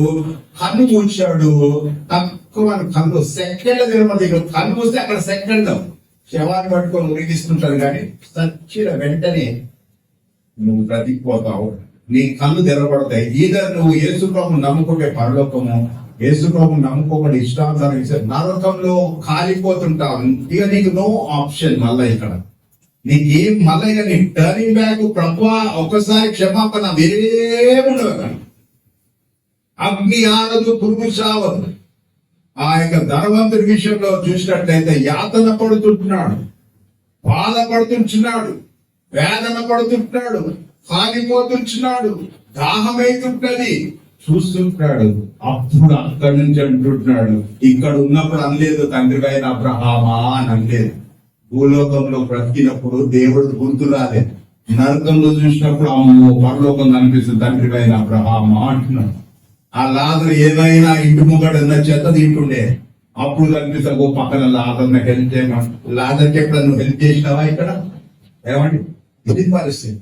ఈ లోకంలో ఉన్నప్పుడు మన యొక్క మనోనేత్రాలు మూసుకుపోయి సైతాను మనల్ని ఏలిస్తుంటే మనం ఏలుతూ ఉండి మన బలాన్ని చూసుకొని, మన పరాక్రమాన్ని చూసుకొని, మన యొక్క ఏదో చూసుకొని ఇష్టానుసారంగా జీవిస్తాం, హాఫ్ హార్టెడ్ గా జీవిస్తుంటాం. ఆ దేవుడిని ఎరిగినామా అంటే బైబిల్ ఉందా? ఉంది.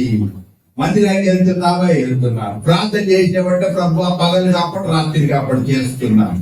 అర్థమైన కానీ పూర్ణ హృదయం దేవుని అనుసరిస్తుంది. ఈ రాజు కూడా అంటే పూర్ణ హృదయంతో దేవుని అనుసరిస్తుంది. పూర్ణ హృదయంతో దేవుని అనుసరిస్తే అంటే అర్థం ఏంటి? దాని తర్వాత చెప్తారు కదా, ముగించేస్తున్నాను. దాని తర్వాత అంటాడు కదా, ఏమంటాడు? పూర్ణ హృదయంతో. అక్కడికి వచ్చేస్తాం మళ్ళీ ఎక్కడికి? 2 గ్రంథం 25. పూర్ణ హృదయంతో దేవుని అనుసరించాడు అంటే ఏంటి? యథార్థంగా ఒక పక్కన ఉంటాడు దేవుడు, ఒక పక్కన ఉన్నాడు, ఒక మూలం పెట్టాడు దేవుని. అట్లా ఒక మూలం పెట్టాడు. తర్వాత ఏం చేస్తుంటాడు ఈయన?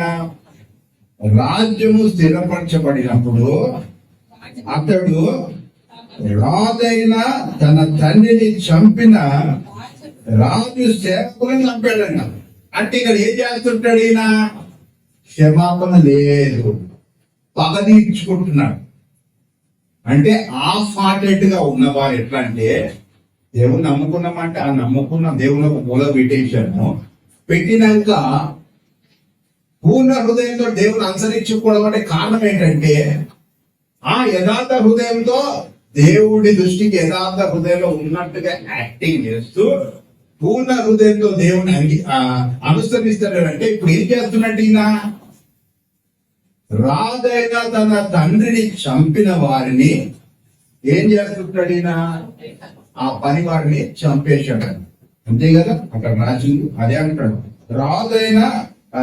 రాజైన తన తండ్రిని చంపిన రాజుకు రాజ సేవకులని అతడు చంపించాను అంటే అర్థమైంది ఏం చేస్తున్నాడు పగ తీర్చుకుంటుంది క్షమాపణ లేదు అర్థమైంది ఈ మాటకు వచ్చినాక మన జీవితంలో కూడా మనం ఏం చేస్తాం చెప్పండి పగ తీర్చుకుంటాం అవునా కదా క్షమించే స్వభావమే లేదు ఏమన్నా చెప్పక ఆ విషయంలో మాత్రం అదే విషయం కావాలి దేవునికి ఆ క్షమాపణే కావాలా ఆ క్షమించే స్వభావం కావాలా దేవునికి అవసరమే కదా ఓ ఆ విషయం మాత్రం ఆమె విషయంలో మాత్రం ఆమెను క్షమించే విషయంలో మాత్రం నో ఆయనని క్షమించే విషయం మాత్రం నో చూస్తా బిడ్డ నువ్వు చూస్తా ఒక రోజు నాకు ఇంత ద్రోహం చేసాడు నేను ఎక్కించి పెడతా అనుకుంటున్నావు నేను కదా దేవుని బిడ్డలని చెప్పుకుంటూ ఇలాంటి పగ తీర్చుకునే విషయాలు నువ్వు అప్పుడు మాకట్లా చేస్తావా సరే నువ్వు నీ కొడుకు పెళ్లి చేసుకొని నా మీద శత్రువు ఉందని నువ్వు కాడియలేదా ఈరోజు నా బిడ్డ పెళ్లి చేస్తా నీకు కాడిస్తా అనుకుంటావా లేదా వెరీ బాగా సింపుల్ అనిపిస్తుందని ఒకవేళ పోనివే అని తండ్రి అనేది అనుకో తండ్రి నో ఒకవేళ తల్లిదండ్రులు పోని బిడ్డ క్షమించాలి పిల్లలు మమ్మీ ఇచ్చిన వాడి నేను పెళ్లి చేసుకున్నాను ఉన్నారా ఇలాంటి కుటుంబాలు ఉన్నాయి అదే అన్నమాట పూర్ణ హృదయంతో దేవుని దృష్టికి పూర్ణ యథార్థ హృదయంతో ప్రవర్తిస్తున్నారు కానీ పూర్ణ హృదయంతో దేవుని అనుసరించకపోవడం అంటే ఇదే ఈయన ఏం చేస్తుంటున్నాడు పగ తీర్చుకుంటున్నాడు ఈయనేం చేస్తుంటున్నాడు దేవుడు అందుకుంటున్నాడు కానీ పగ తీర్చుకుంటున్నాడు యథార్థంగా జీవిస్తున్నాడు అనుకుంటున్నాడు కానీ దేవుని దృష్టికి దేవుడు యాక్సెప్ట్ చేస్తున్నాను క్షమించే స్వభావం అతనిలో ఏనే లేదన్నట్టుగా అక్కడ చెప్తున్నాడు కానీ చూస్తుంటాడు ఇంకా అనేక విషయాలు ఇక్కడ కిందకు పోయినాక అక్కడ ఏం చేస్తుంటాడు ఆయన ఈయన సైన్యాన్ని రెడీ చేశాడు ఈయన సైన్యమే ఎక్కువ ఉంటది ఎంతమంది ఉంటారు 3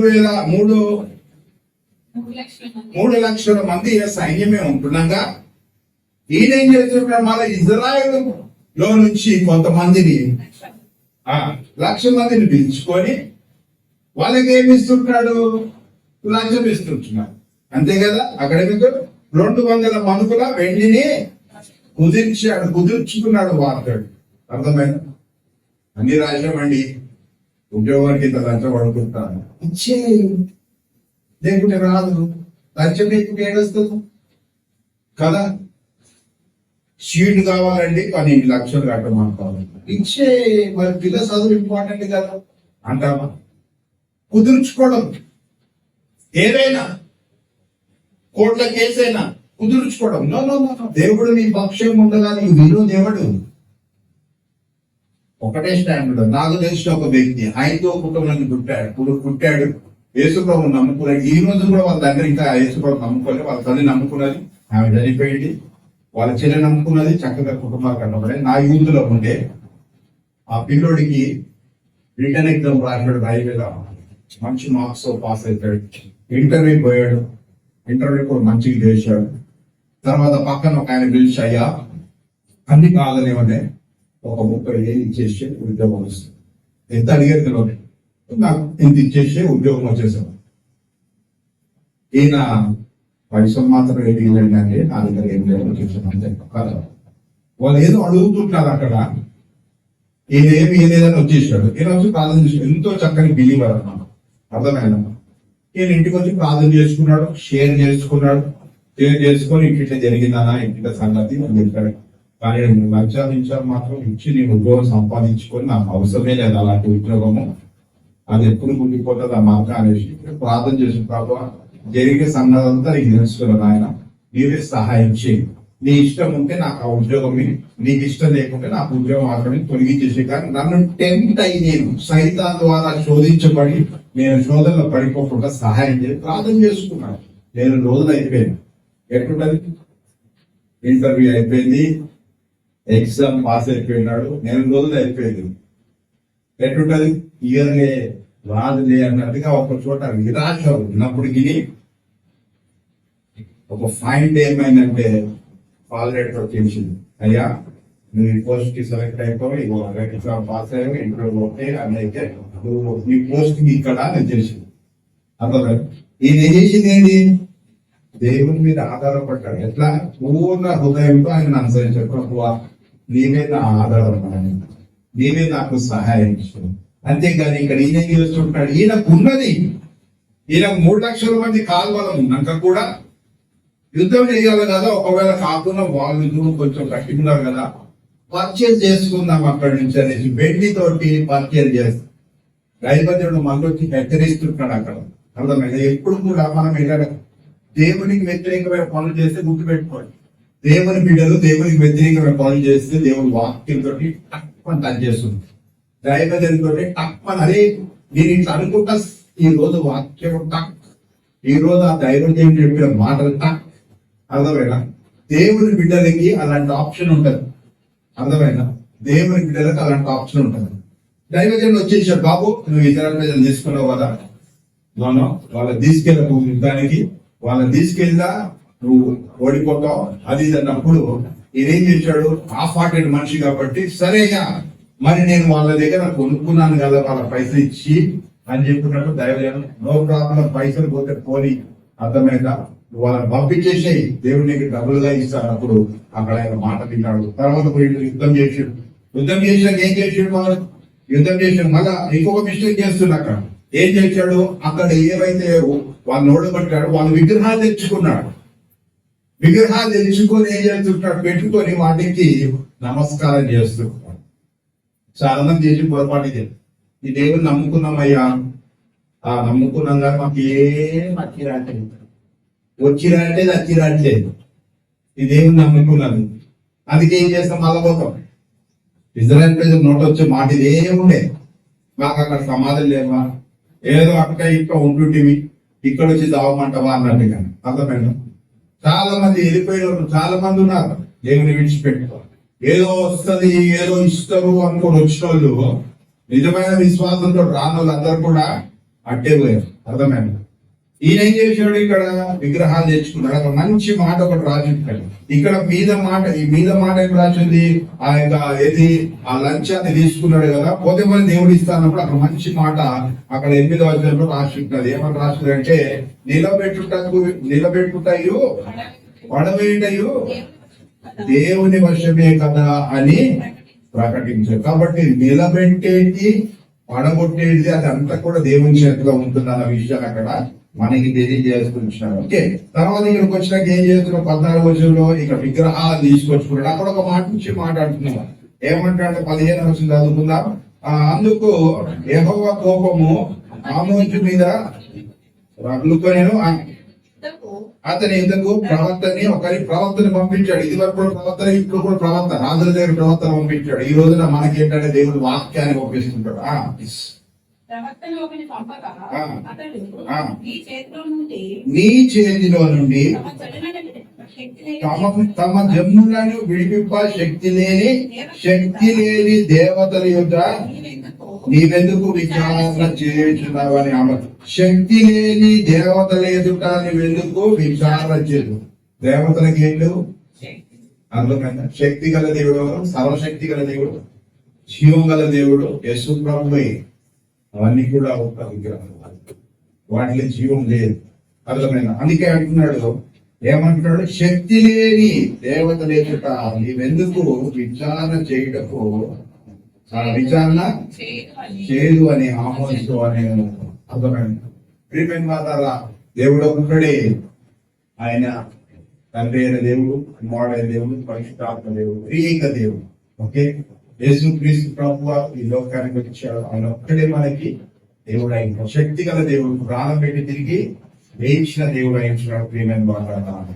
ఆయన శక్తివంతుడు, ఆయన తప్ప వేరే దేవుడు ఎవరు కూడా లేరని దేవుని యొక్క వాక్యం మనకి తెలియజేస్తుంది. కాబట్టి ఈయన ఈ యొక్క రాజు ఏంటంటే పూర్ణ మనస్సుతో దేవుణ్ణి అనుసరించలేదు కాబట్టి అనేక విషయాలు ఉంటాయి. కానీ ఈయన గురించి ఆ లాస్ట్ కి ఏమని రాశాడంటే ఆమోద్ 27 చదవండి. ఆమోద్ యెహోవా ఏంటన్నా ఇక్కడ ఏమంది యెహోవాని అనుసరించిన పూర్తిగా హాఫ్ హార్టెడ్ ఉంటే ఏదో ఒక రోజు నువ్వు పూర్తిగా దేవుడిని విడిచిపెట్టేస్తావు. గుర్తుపెట్టి హాఫ్ హార్టెడ్ ఉండదే ఉండదు.